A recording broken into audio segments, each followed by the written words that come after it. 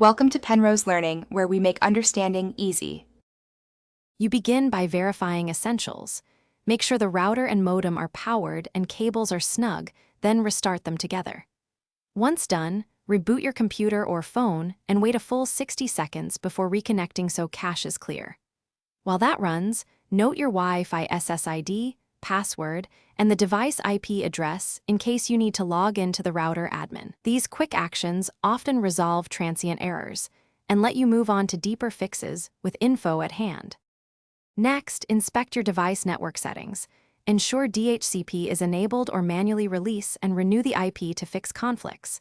Change DNS to a reliable resolver like 1, 1, 1, 1 or 8, 8, 8, 8 and flush the DNS cache so name resolution stops failing.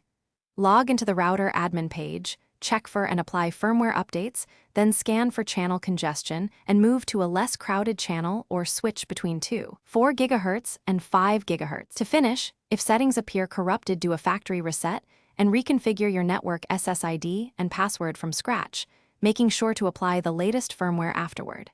Secure the network by enabling WPA2 or WPA3, disabling WPS, and setting a strong admin password so external issues don't recur. Run speed and latency tests to confirm restoration. If problems persist after these steps, contact your ISP. One key troubleshooting tip: swap in a known good modem or router to isolate hardware failure.